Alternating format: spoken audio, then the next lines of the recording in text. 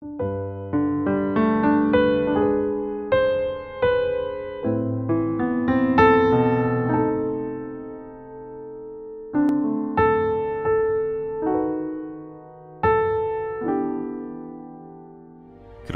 그의 아들들이 전쟁을 준비하고 심히 많은 군대를 모아서 물이 넘침같이 나올 것이며, 그가 또 와서 남방왕의 견고한 성까지 칠 것이요 남방왕은 크게 노하여 나와서 북방왕과 싸울 것이라.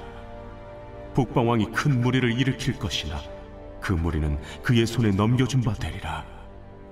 그가 큰 무리를 사로잡은 후에 그의 마음이 스스로 높아져서 수만 명을 엎드러뜨릴 것이나 그 세력은 더하지 못할 것이요 북방왕은 돌아가서 다시 군대를 전보다 더 많이 준비하였다가 몇 대 곧 몇 해 후에 대군과 많은 물건을 거느리고 오리라.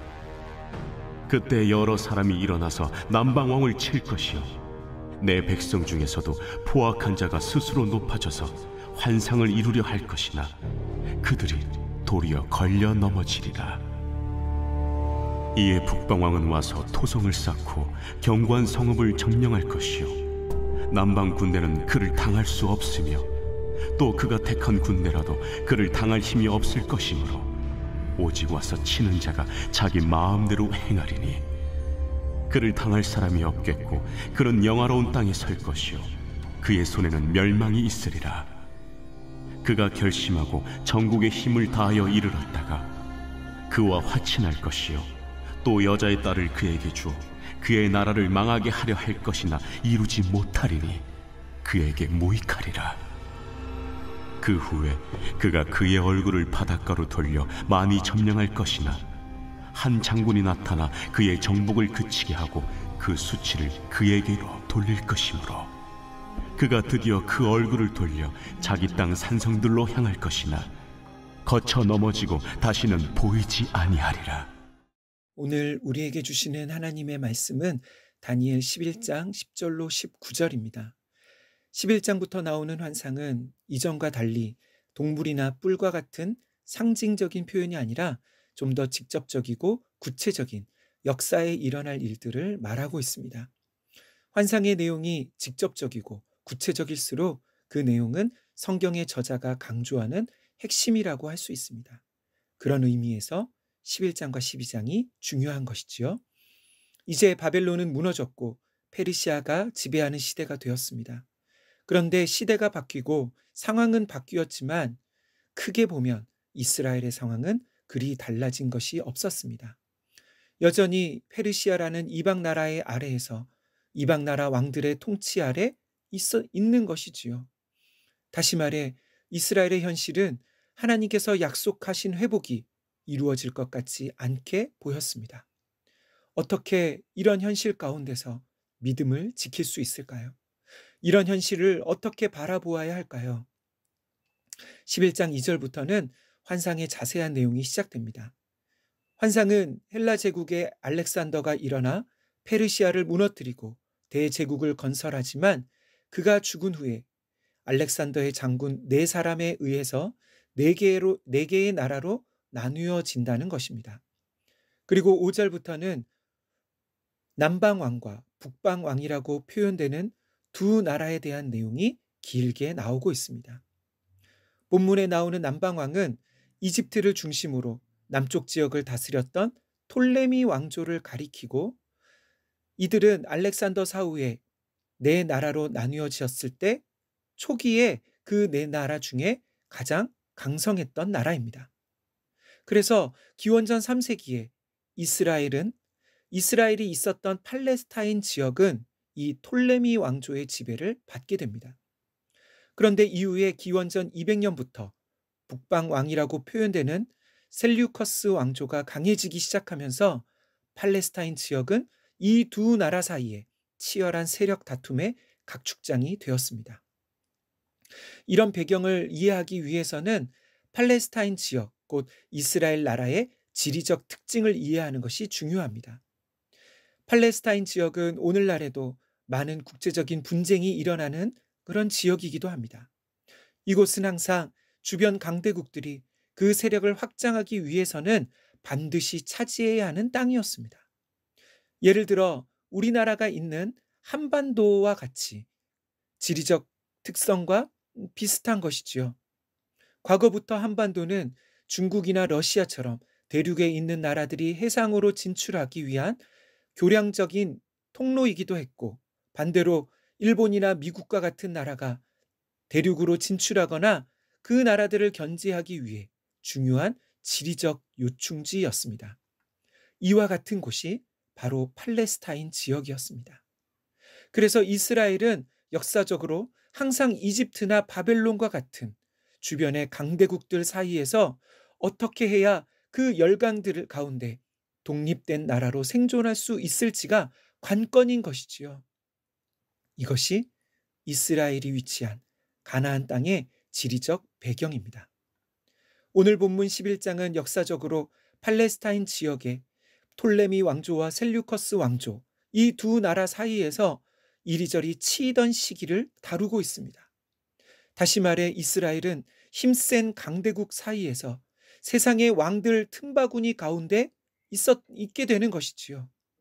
그래서 그 땅을 차지하는 왕이 이스라엘에게 우호적이면 그때는 잠시 평안이 있지만, 느부갓네살과 같이 악한 왕으로 바뀌면 그때는 압제와 핍박과 고통 가운데 지내게 되는 것입니다. 그러면 오늘 본문은 우리에게 무엇을 말하고 있는 것일까요? 그것은 우리는 누구를 의지할 것인가입니다. 이스라엘의 안전은 그들의 힘이나 경제력, 군사력에 있지 않았습니다. 이스라엘의 안전과 평안은 하나님을 의지할 때 주어지는 것이었습니다. 하나님께서 이스라엘에게 주셨던 그 가나안 땅은 오직 그들이 하나님을 의지할 때에만 강대국들의 틈바구니 속에서도 독립과 평안을 누리며 주변의 이방 나라들 가운데 하나님의 진리와 은혜를 나타내는 축복의 통로가 될 수 있지만, 그들이 하나님을 떠나 우상을 따를 때는 주변 강대국의 압제와 폭력으로 고난의 시기를 보내야 하는 그런 땅이었습니다. 신명기 11장 22절로 24절입니다. 너희가 만일 내가 너희에게 명하는 이 모든 명령을 잘 지켜 행하여 너희의 하나님 여호와를 사랑하고 그의 모든 도를 행하여 그에게 의지하면 여호와께서 그 모든 나라 백성을 너희 앞에서 다 쫓아내실 것이라. 너희가 너희보다 강대한 나라들을 차지할 것인즉 너희의 발바닥으로 밟는 곳은 다 너희의 소유가 되리니 너희의 경계는 곧 광야에서부터 레바논까지와 유브라데 강에서부터 서해까지라. 신명기 30장 17절입니다. 그러나 네가 만일 마음을 돌이켜 듣지 아니하고 유혹을 받아 다른 신들에게 절하고 그를 섬기면 내가 오늘 너희에게 선언하노니 너희가 반드시 망할 것이라. 너희가 요단을 건너가서 차지할 땅에서 너희의 날이 길지 못할 것이니라. 아멘. 사랑하는 성도 여러분, 오늘날 하나님의 백성들, 교회도 마찬가지입니다. 오늘날 그리스도인들도 이 세상 속에서 살아가지만 우리의 안전과 평안은 하나님께 달려 있는 것이지요. 그래서 지금 우리가 처해 있는 상황과 환경 또한 하나님께서 그분을 의지하도록 하시는 도구일 수 있는 것입니다.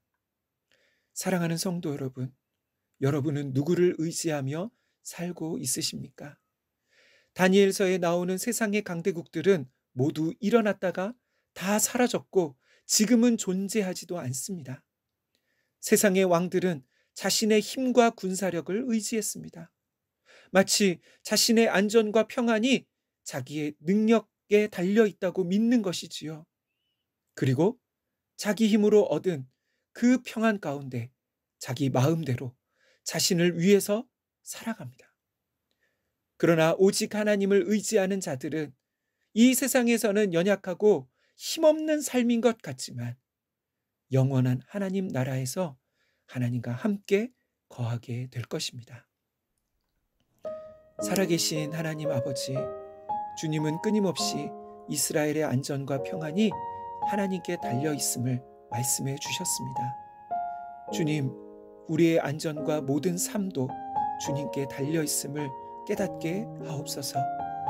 지금 우리의 상황과 형편, 고난도 더욱 주님을 의지하도록 허락하신 것임을 알게 하옵소서.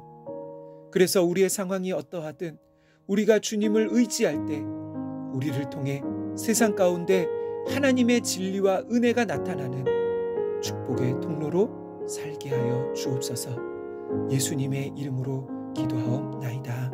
아멘. 이 시간 함께 기도할 제목입니다. 첫째, 우리의 힘과 노력 또는 세상에 힘 있는 자들을 의지하지 말고 오직 하나님만 의지하는 믿음을 주옵소서. 둘째, 우리가 처한 모든 상황과 형편, 고난의 현실이 하나님을 의지하게 하시는 도구임을 알게 하시고 주님께 더 가까이 나아가게 하옵소서. 마지막으로 코로나의 어려운 상황 가운데서도 우리의 안전과 평안이 하나님께 달려 있음을 알게 하옵소서. 이 시간 함께 기도하겠습니다.